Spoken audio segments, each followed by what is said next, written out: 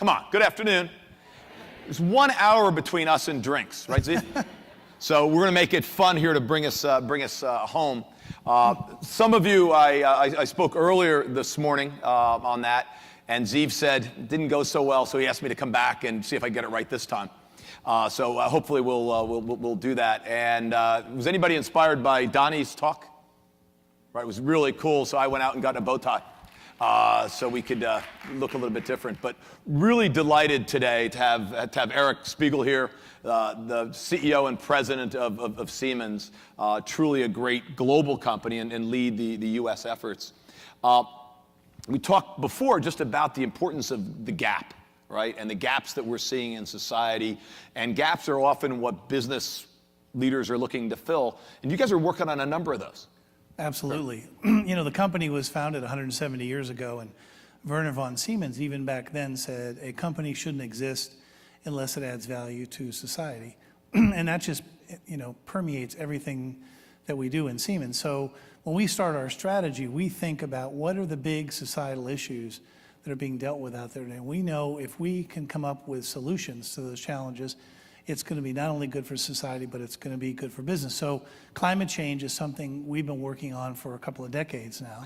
Okay. We have, as we said, we're a large company, about $100 billion. About half of our portfolio is what we call the environmental portfolio, which is aimed at reducing carbon, energy, waste, and water. Mm-hmm. And so we've built a whole business around making the environment a better place around the world globally. And so on climate change, for example, we recently pledged that we would, reduce our carbon footprint to zero. Okay. By 2030. So we're the largest industrial company in the world to do that. So, thank you.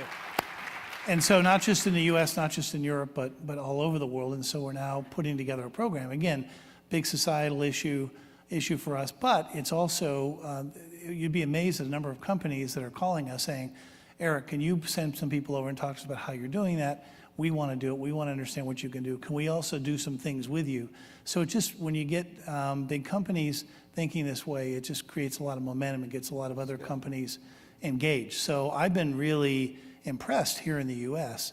Despite the fact that we have no carbon tax, we have no cap and trade, a lot of the politicians are out there saying they're not sure about climate change. Sure. When you talk to businesses, when you talk to mayors of cities, when you talk to governors, they are aggressively pursuing a strong reduction in CO2. And even I had a university president in my office this morning talking about what can you do to help us. We have over 1,000 buildings. We have a lot of vehicles. We have power plants. We really need to figure out. Students are putting pressure on us to do that. So again, a big societal issue. What can we do to help?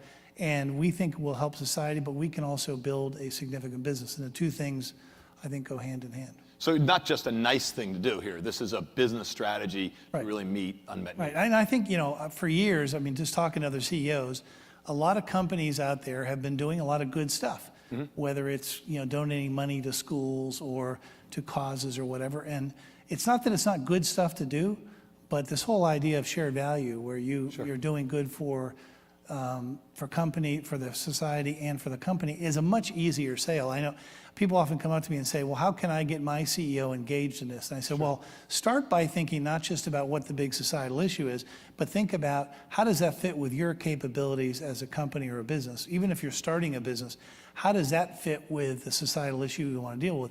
And typically, if you can find the intersection there, that's fertile ground. Sure. And that's what we talk about at CECP. It's really that intersection. It's not just doing good without having the ability to kind of generate some profit, because that allows you to do more and more of it as time goes on. And the number of companies, the CEOs I talk to who do a lot of this stuff, and then they go back and they put metrics to it and they say, well, what did we spend all this money? What did we really get for it? Sure. And I think that's something you need to keep in mind. And I think the business focus around the societal issues really gives you that focus. So we take a look at a lot of these societal trends, demographics, aging population, which impacts our healthcare business, what's happening with more and more people moving to cities, all the issues that cities are facing. How many live in Washington, D.C. here? How many are impacted by this metro problem?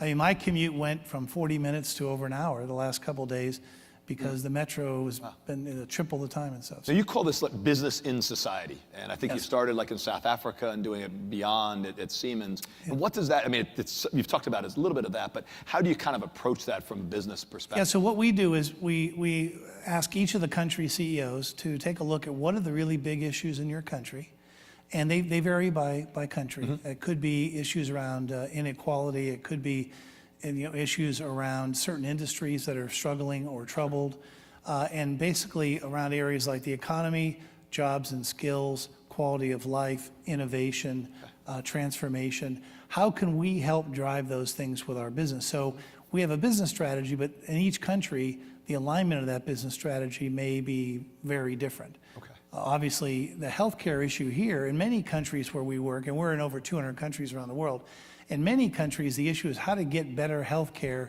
to more people. Right now, that is somewhat of an issue here in the U.S., but the bigger issue here is how do we make it more affordable? Right? Because healthcare costs have kind of spiraled out of control. So how do we develop technology that will enable people to get more access, more affordable access to healthcare? And that really drives our R&D. That drives what we do working with customers like hospitals and laboratories and those things. And that really just gets everybody focused around what's the real objective here, and what's the purpose of Siemens. The purpose of Siemens is to really develop big solutions to these societal challenges. Sure. So. Okay. And we heard this morning from Walmart at $500 billion, $100 billion business here in Siemens, big companies who are at scale. As we say, lots of zeros that can really make a significant impact on some of those great challenges. And we do quite a bit of stuff with Walmart, and we know they put a lot of requirements on suppliers. So it's but it's good. Good opportunity. Again, it fits with, if you want to do more business with them. Again, you've got to align your business. Is your sense, and you talk with a lot of CEOs, I get to do the same, that CEOs are getting it now? Going back 5-10 years ago, it wasn't, maybe in Siemens it was on your agenda, but a lot of other companies weren't thinking about these things. They're worrying about the quarterly profits and some of the Wall Street pressures. Is your sense CEOs are getting it today? I think one of the reasons I joined Siemens about 7 years ago, I was in consulting for years and lived all over the world and consulted all over the world. I think a lot of the companies in Europe got it earlier because they were put under pressure around things like climate and things earlier. I think when I went to business school in the mid-'80s, I got to tell you, you remember the big movie back then was Wall Street, and greed was the popular word. Most of my class went into, from business school, went into banking or investment banking or M&A, and it was all about, I'm going to get out of here and I'm going to go make a lot of money. There wasn't a lot of focus on, I'm going to get out of here, I'm going to do great things for society, and hopefully I could build a business around it. And I think other places around the world were doing that. But I think now when I go back, this is a very hot topic in business schools and all of these big societal issues.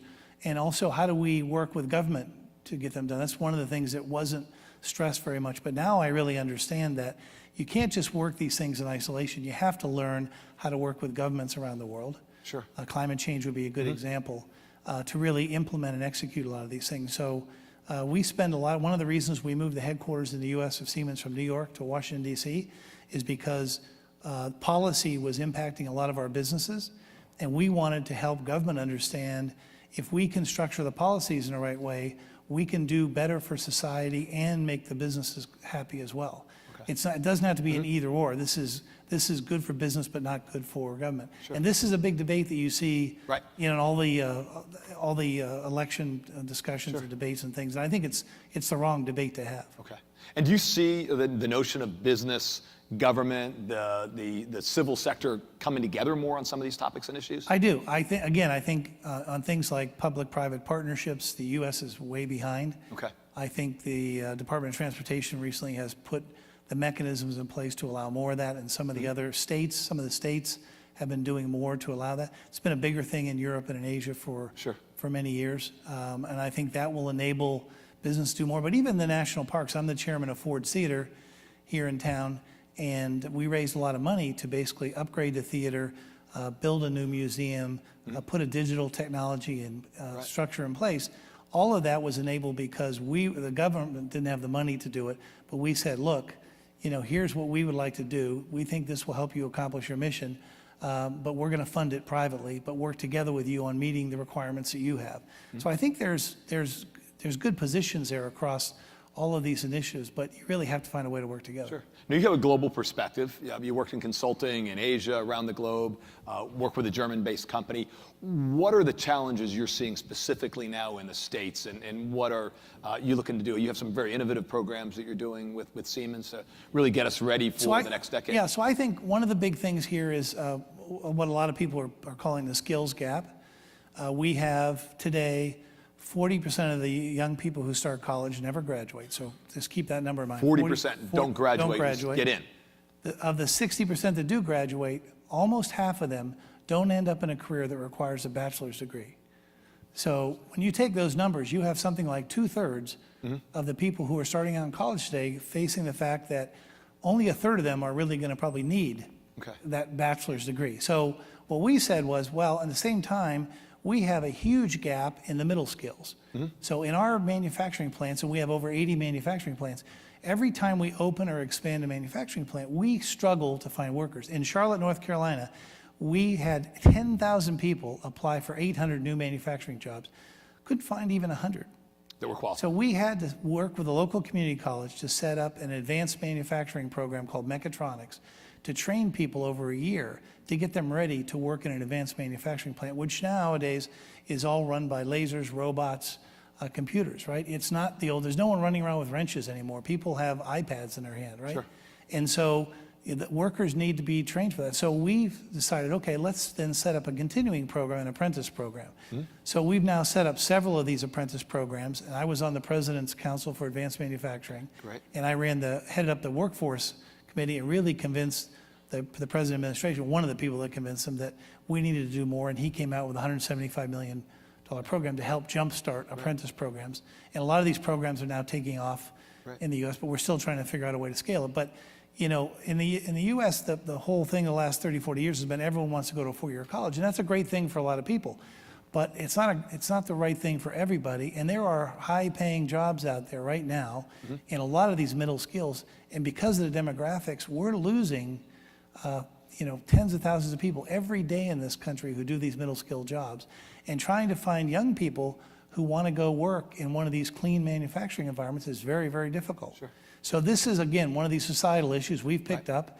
We brought the German model for apprentices over here, and we're actually implementing it, and we're out talking about how this can be one of the solutions to rebuilding America's middle class. That's great. That's great.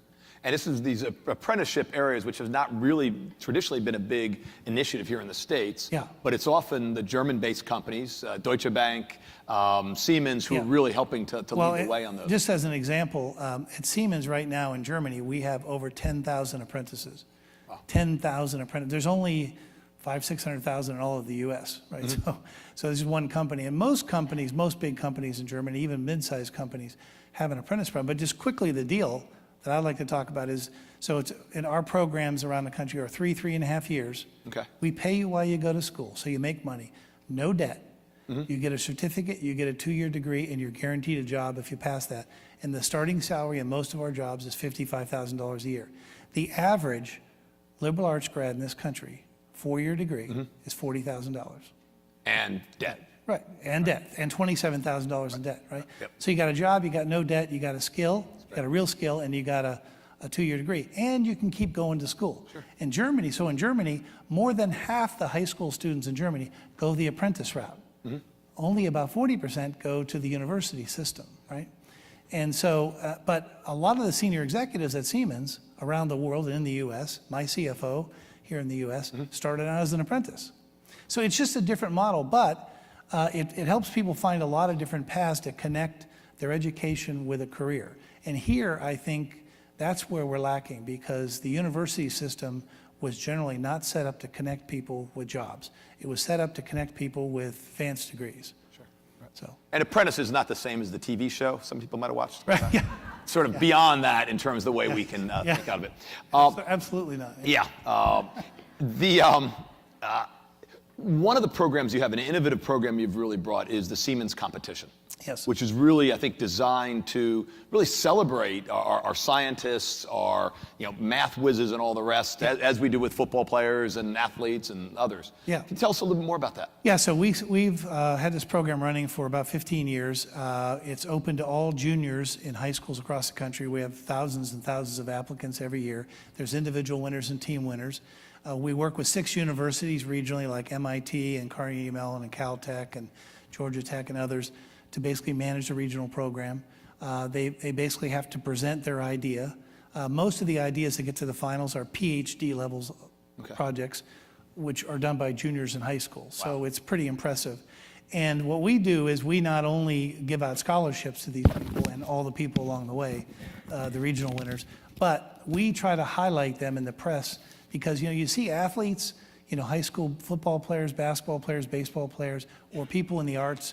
They get all this recognition, all this notoriety, the McDonald's, this, but these are our future leaders. These are the people who are going to create a better society for us tomorrow. These are the scientists and the STEM majors that are coming up with just incredible ideas, finding new stars, new medical solutions, et cetera. Sure. And we don't do enough to promote them. So part of the competition is to expose those people, to make them go through a rigorous process, reward them, but also then to highlight and promote them and show the world that these are the real stars coming out of school today, and we need to double or triple or quadruple the number of people who have this kind of excitement. And so, by the way, we're now starting a similar kind of program around people going into the middle skills. So working with the Aspen Institute on highlighting community colleges that are developing innovative programs to encourage young people to go into these middle skill careers, and then we're promoting and highlighting the great careers that these people can have when they go through those programs. Again, societal issue connecting to our business. Well beyond Revenge of the Nerds, right? This is a real way to celebrate those. Last thing here as we wrap up, and it's been great to spend.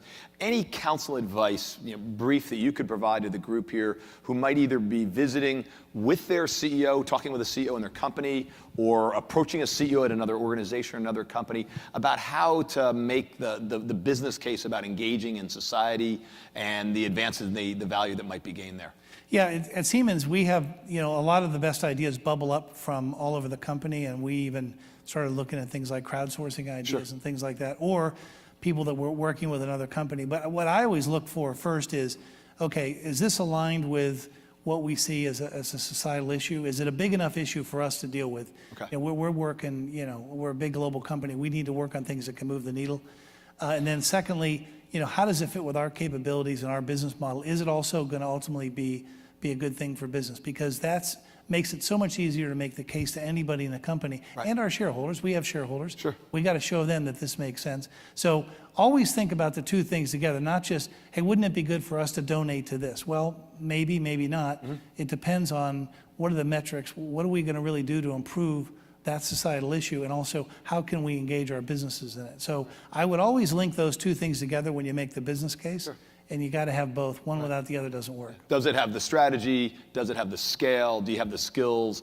And if you have those, it has a great chance of being sustainable. So Absolutely. Not just a one-off. So, Yeah. Eric, I think we're out of time now, but it's a pleasure to chat with you. Thank you Thanks very much. much. Great to be here. Thank you. Great stuff. That was great. Good stuff.